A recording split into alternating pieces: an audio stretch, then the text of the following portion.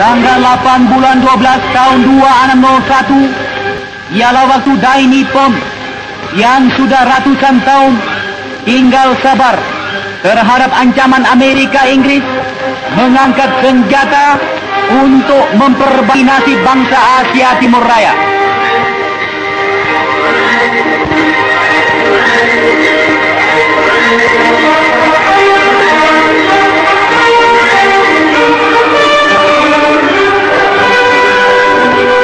Kekuatan bala tentara Dai Nippon memang tidak dapat dibandingi oleh kekuatan bala tentara Amerika Inggris dan Belanda di Asia. Sebuah demi sebuah, benteng-benteng yang kuat kepunyaan mereka dirobohkan oleh bala tentara Dai Nippon.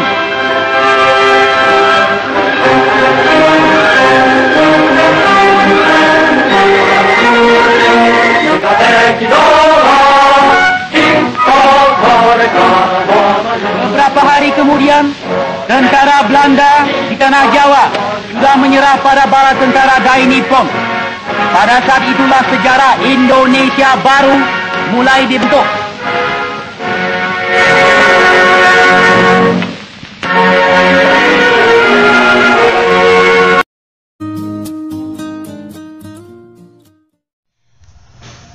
Bismillahirrahmanirrahim. Assalamualaikum warahmatullahi wabarakatuh. Puji dan syukur mari kita panjatkan kehadirat Allah Subhanahu wa Ta'ala, karena berkat rahmat dan karunia-Nya kita dapat kembali melaksanakan pembelajaran sejarah secara online. Halo anak-anakku, bertemu lagi nih dengan Ibu di pembelajaran sejarah. Gimana kabar kalian? Semoga kalian selalu dalam keadaan sehat. Baik, nah hari ini kita masuk ke bab 7 mengenai pendudukan Jepang, peristiwa sekitar proklamasi dan terbentuknya pemerintah Indonesia. Baik, untuk KI dan KD, untuk pengetahuannya, menganalisis peristiwa proklamasi kemerdekaan Indonesia dan pembentukan pemerintahan pertama Republik Indonesia, serta maknanya bagi kehidupan sosial, budaya, ekonomi, politik, dan pendidikan bangsa Indonesia. Untuk keterampilannya, menalar peristiwa proklamasi kemerdekaan Indonesia dan pembentukan pemerintahan pertama Republik Indonesia serta maknanya bagi kehidupan sosial, budaya, ekonomi, politik, dan pendidikan bangsa Indonesia. Tujuan pembelajaran hari ini yang pertama mengaitkan pengaruh zaman pendudukan Jepang dengan perjuangan bangsa Indonesia mencapai kemerdekaan. Yang kedua menganalisis peran BPUPKI dan PPKI bagi tujuan perjuangan bangsa Indonesia. Yang ketiga mengaitkan peristiwa Rengas Dengklok dengan peristiwa perumusan teks proklamasi. Yang keempat menyimpulkan hasil rapat PPKI tanggal 18 sampai 19 Agustus 1945. Yang kelima, menganalisis pengaruh proklamasi kemerdekaan terhadap perubahan sistem sosial, budaya, politik, ekonomi, dan pendidikan bangsa Indonesia. Baik, nah kita mulai dari apersepsi. Tahukah kalian mengapa di tahun 1942 Indonesia dikuasai oleh Jepang, yang sebelumnya kita dijajah oleh bangsa Belanda? Peta konsep yang akan kita bahas hari ini, yang pertama pendudukan Jepang, peristiwa sekitar proklamasi terbentuknya pemerintah Indonesia.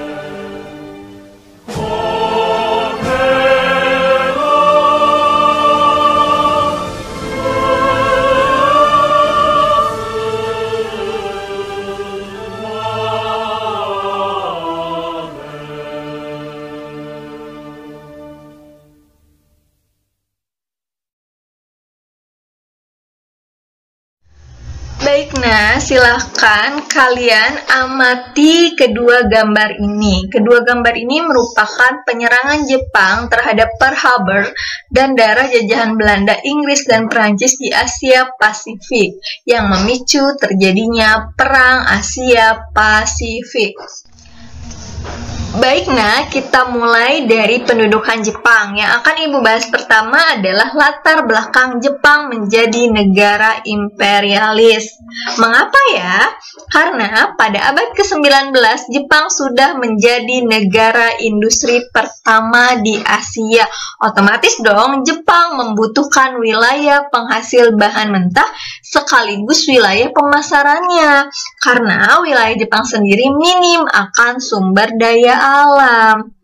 Sehingga Jepang melirik wilayah Asia Tenggara karena wilayah ini sangat potensial.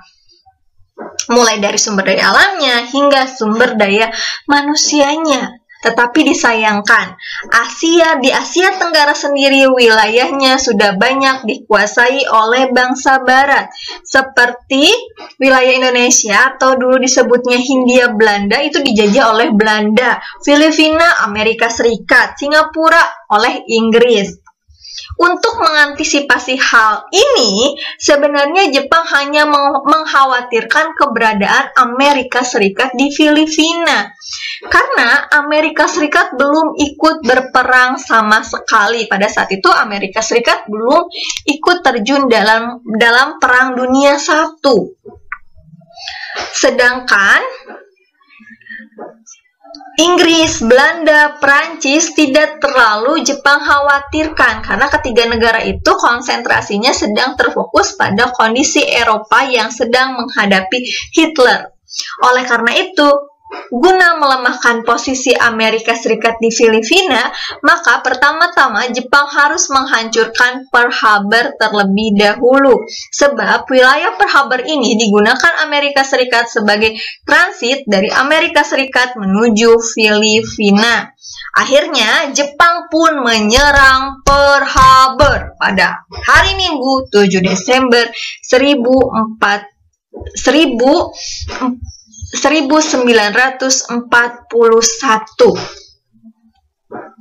Kenapa Jepang menyerang Pearl Harbor? Karena Filipina ini sebagai pintu masuk menuju Asia Tenggara. Maka dengan jatuhnya Pearl Harbor, jalan mulus bagi Jepang untuk menguasai daerah-daerah di Asia. Demikian pula Indonesia tidak luput dari pandangan Jepang. Dalam waktu singkat, Jepang dapat memaksa Belanda untuk menandatangani perjanjian Kalijati pada tanggal 8 Maret 1942. Yang menandatanganinya adalah Terporten. Dengan berat hati, Terporten juga dengan berat hati dan penuh pertimbangan menandatangani perjanjian tersebut. Selesai berunding, Terporten berpidato, "Which written you, farewell, tot betri, tiden, long live the koningen," yang artinya, kita menutupnya sekarang, sampai ketemu lagi di hari baik, panjangkan umur sang ratu. Lalu kemudian untuk terakhir kalinya dikumandangkanlah lagu nasional Belanda, dan setelah itu para tokoh Belanda itu ditangkap dan dipenjara di Manchuria. Baru dibebaskan kembali nanti di tahun 1945 ketika Jepang menyerah pada Sekutu. Dengan ditandatanganinya perjanjian Kalijati tersebut, secara politik Indonesia jatuh di bawah kekuasaan Jepang. Ini menjawab juga pertanyaan yang diapersepsi. Politik menarik simpati yang dilakukan oleh bangsa Jepang dalam rangka menarik simpati rakyat Indonesia. Yang pertama, mengumandangkan propaganda palsu. Jadi Jepang ini pandai dalam hal propaganda. Yang kedua, penggunaan bahasa Indonesia dan Jepang sebagai bahasa resmi memperbolehkan pengibaran bendera merah putih di samping bendera Hinomaru, mengikut sertakan orang-orang Indonesia dalam organisasi atau lembaga resmi pemerintah Jepang, berusaha menarik simpati umat Islam dengan tetap berdirinya Majelis Islam ala Indonesia yang kemudian nanti diganti dengan Masyumi, karena orang Jepang sendiri tahu bahwa mayoritas agama di Indonesia adalah mayoritas beragama Islam. Kemudian membentuk kesatuan-kesatuan militer seperti Peta, Heiho, Seinendan, Keibodan, Fujinkai. Ini dalam rangka juga, jadi pendudukan Jepang ini bersifat militeristik. Nantinya rakyat Indonesia dilatih militer dalam rangka juga untuk membantu Jepang dalam menghadapi Perang Pasifik atau dikenal dengan Perang Asia Timur Raya. Selanjutnya, organisasi politik buatan Jepang. Yang pertama ada Gerakan 3A, merupakan singkatan dari semboyan propaganda Jepang, yaitu Nippon Cahaya Asia, Nippon Pelindung Asia, Nippon Pemimpin Asia, namun dibubarkan karena tidak mendapat dukungan rakyat Indonesia. Baik, organisasi selanjutnya ada Putra, Pusat Tenaga Rakyat, yang berdiri pada tanggal 16 April 1943. Pemimpinnya 4 serangkai, diantaranya ada Soekarno, Hatta, Ki Hajar Dewantara, Kiai Haji Mas Mansur. Tujuan dari organisasi ini adalah untuk memusatkan segala potensi masyarakat Indonesia dalam rangka membantu Jepang pada Perang Asia Timur Raya. Namun, organisasi ini nanti dibubarkan oleh pihak Jepang. Mengapa? Karena Putra lebih bermanfaat bagi pihak Indonesia.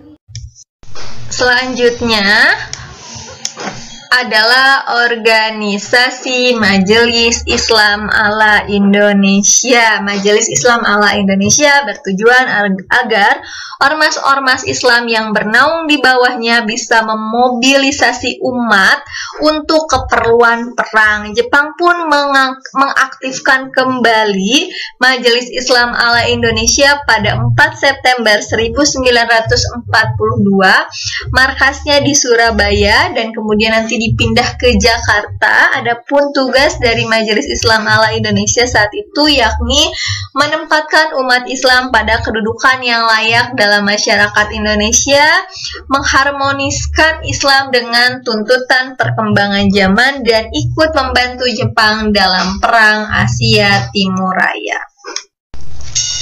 Baik, nah kita lanjutkan organisasi militer dan semi-militer. Dalam bidang militer, Jepang membentuk organisasi semi-militer dan organisasi militer. Organisasi semi-militer contohnya organisasi kepemudaan seperti Seinendan, Keibodan, Fujinkai. Seinendan itu singkatan dari Barisan Pemuda yang berusia antara 15 sampai 25 tahun. Keibodan ini adalah barisan pembantu polisi, sedangkan kalau Fujinkai ini himpunan wanita. Kemudian yang termasuk organisasi militer ada Peta, pembela tanah air, kemudian ada Heiho, tentara yang membantu Jepang di luar negeri. Kebijakan Jepang di bidang ekonomi. Pendudukan militer Jepang di Indonesia menerapkan sistem ekonomi perang dan sistem autarki atau memenuhi kebutuhan daerah sendiri dan menunjang kegiatan perang. Sudah Ibu katakan di awal kalau sifat pendudukan Jepang itu militeristik, bersifat militer, sehingga kebijakannya juga diperuntukkan untuk kebutuhan perang. Karena itu kegiatan ekonomi diarahkan untuk kepentingan perang, sehingga seluruh potensi sumber daya alam dan bahan mentah serta manusia digunakan untuk industri yang mendukung mesin perang. Baik, selanjutnya kebijakan Jepang di bidang sosial. Dalam bidang sosial, kebijakan militer Jepang di Indonesia melakukan eksploitasi tenaga manusia dengan program Kinrohoshi atau kerja bakti melalui panitia pengarah tenaga kerja atau Romo Kyokai yang ada dalam Kinrohoshi. Penduduk desa laki-laki dikerahkan untuk membangun instalasi militer dan pertahanan Jepang. Tenaga-tenaga yang dikerahkan inilah yang kemudian dikenal dengan istilah Romusa atau kerja paksa. Mereka tidak saja dipekerjakan dalam negeri, tetapi juga ada yang dikirim ke luar negeri seperti Thailand, Myanmar, Malaya, dan Vietnam. Dari total yang mencapai 300.000 orang yang kembali hanya 70.000 dalam kondisi yang mengenaskan. Baik, nah kita masuk kebijakan Jepang di bidang pendidikan dan budaya. Menghilangkan diskriminasi atau perbedaan. Hal ini berbeda tentunya dengan pendidikan zaman Belanda di mana adanya diskriminasi. Yang kedua, menerapkan jenjang pendidikan formal seperti di negaranya, yaitu SD 6 tahun, SMP 3 tahun, dan SMA 3 tahun. Menerapkan sistem pendidikan militer, pendidikan diarahkan pada kebudayaan Jepang, melarang penggunaan bahasa Belanda dalam pembelajaran dan dalam pergaulan, dan digantikan dengan bahasa Indonesia dan Jepang. Pada tanggal 1 April 1943 dibangun pusat kebudayaan di Jakarta yang bernama Kaimin Bunkasi Doso. Selain itu juga sebelum belajar dimulai, biasanya para siswa melaksanakan bukto, upacara, taiso senam pagi, kenrehoshi kerja bakti. Di sini Ibu akan mencontohkan simulasi dari upacara yang dilakukan oleh bangsa Jepang. Daito wa senso katsu kaigan narabini senbutsu kiraine mokoto mokte tenohaika banjai tenohaika banjai tenohaika banjai, artinya untuk kemenangan perang Asia Timur Raya, hormat, mulai, tunduk. Tenohaika banjar artinya kaisar hidup, kaisar hidup, kaisar hidup. Pembentukan BPUPKI, akhir kekuasaan Jepang di Indonesia. Akhir 1944, posisi Jepang semakin terjepit akibat kekalahan-kekalahan yang dialami dalam setiap medan pertempuran melawan sekutu. Perdana Menteri Koiso mengeluarkan janji kemerdekaan pada tanggal 7 September 1944 dalam sidang parlemen Jepang di Tokyo. Sebagai bukti dan tindak lanjut janji tersebut, pada tanggal 1 Maret 1945, Letnan Jenderal Kumakichi Harada, pemimpin militer di Jawa, mengumumkan dibentuknya Dokuritsu Junbi Chosakai atau Badan Penyelidik Usaha-Usaha Persiapan Kemerdekaan Indonesia, dengan ketuanya adalah Dr. Raziman Widyodiningrat. Selanjutnya, pembentukan PPKI. BPUPKI ternyata tidak bertahan lama. Dalam perkembangan berikutnya, BPUPKI dibubarkan lalu diganti dengan Dokuritsu Junbi Inkai atau Panitia Persiapan Kemerdekaan Indonesia, disingkat PPKI. Badan ini diresmikan sesuai dengan keputusan Jenderal Terauchi, yaitu seorang Panglima Tentara Umum Selatan yang membawahi semua tentara Jepang di Asia Tenggara pada tanggal 7 Agustus 1945. Setelah mendengar berita penyerahan tanpa syarat Jepang terhadap sekutu pada tanggal 15 Agustus 1945, kemerdekaan yang dicita-citakan oleh bangsa Indonesia terwujud bukan atas nama PPKI, melainkan atas nama bangsa Indonesia itu sendiri. Peristiwa sekitar proklamasi pada tanggal 12 Agustus 1945, Jepang melalui Marsekal Terauchi di Dallas, Vietnam, mengatakan kepada Soekarno-Hatta dan Raziman bahwa pemerintah Jepang akan segera memberikan kemerdekaan kepada Indonesia dan proklamasi kemerdekaan dapat dilaksanakan dalam beberapa hari tergantung dari cara kerja PPKI. Meskipun demikian, Jepang menginginkan kemerdekaan Indonesia tanggal 24 Agustus. 2 hari kemudian, saat Soekarno-Hatta dan Raziman kembali ke tanah air dari Dallas, Sair mendesak agar Soekarno segera memproklamasikan kemerdekaan karena menganggap hasil pertemuan di Dallas itu hanya sebagai tipu muslihat Jepang. Karena Jepang setiap saat sudah harus menyerah nih kepada sekutu dan demi menghindari perpecahan dalam kubu nasionalis antara yang anti dan pro Jepang. Makanya nanti terjadi pro kontra antara golongan muda dan golongan tua, di mana golongan muda ingin segera memproklamasikan kemerdekaan Indonesia. Selanjutnya adalah peristiwa Rengas Dengklok. Kenapa? ada peristiwa Rengas Dengklok, latar belakangnya seperti apa. Jadi pada tanggal 16 Agustus 1945, tepatnya kurang lebih pukul 4, Insinyur Soekarno dan Muhammad Hatta dibawa ke Rengas Dengklok, Karawang bersama Sodanco Singgi, salah seorang anggota PETA, dan pemuda lain. Mereka membawa Soekarno bersama Fatmawati dan Guntur yang baru berusia 9 bulan dan Hatta ke Rengas Dengklok yang kemudian nanti dikenal sebagai peristiwa Rengas Dengklok, di mana tujuannya adalah agar Insinyur Soekarno dan Dr. Muhammad Hatta tidak terpengaruh oleh Jepang. Jadi peristiwa Rengas Dengklok ini bisa terjadi karena adanya pro kontra antara golongan muda dan golongan tua, di mana golongan muda ingin mendesak Soekarno agar segera memproklamasikan kemerdekaan Indonesia. Selanjutnya, rombongan Insinyur Soekarno dan Dr. Muhammad Hatta tiba di Jakarta dari Rengas Dengklok pada pukul 23 WIB. Soekarno dan Hatta kembali ke Jakarta. Mayor Jenderal Moichiro, Kepala Staf Tentara ke-16 Angkatan Darat yang menjadi kepala pemerintah militer Jepang di Hindia Belanda, tidak mau menerima Soekarno Hatta yang diantar oleh Tadashi Maeda dan memerintahkan agar Mayor Jenderal Otoshi Nishimura, Kepala Departemen Urusan Umum Pemerintah Militer Jepang, untuk menerima kedatangan rombongan tersebut. Setelah dari rumah Nishimura, Soekarno Hatta menuju rumah Laksana Maeda, kini Jalan Imam Bonjol nomor 1, diiringi oleh Miyoshi guna melakukan rapat untuk menyiapkan teks proklamasi. Perumusan teks proklamasi. Teks proklamasi ditulis di ruang makan di Laksana Tadashi Maeda, Jalan Imam Bonjol nomor 1. Para penyusun teks proklamasi itu ada Insinyur Soekarno, Muhammad Hatta, Mr. Ahmad Subarjo, dan konsep teks proklamasi ditulis oleh Insinyur Soekarno sendiri, kemudian diketik oleh Sayuti Meli.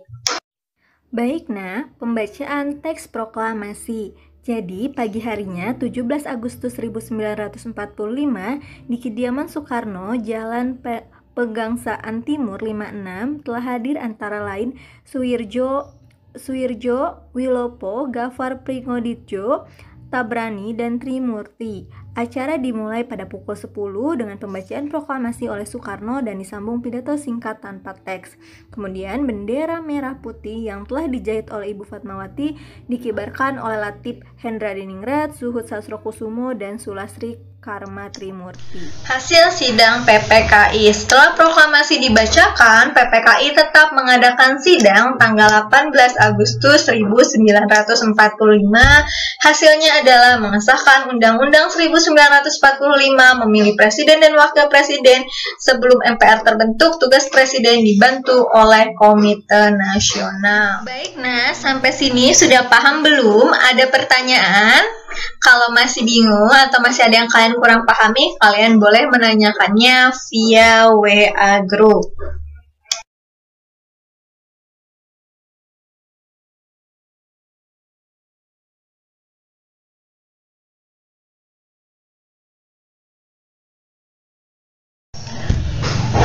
Baik, nah, alhamdulillah pembelajaran Ibu telah selesai. Terima kasih untuk hari ini. Mohon maaf atas segala kekurangannya. Sampai ketemu lagi di minggu depan. See you next time. Dijaga selalu kesehatannya. Budayakan selalu membaca. Don't forget to be happy. Wassalamualaikum warahmatullahi wabarakatuh.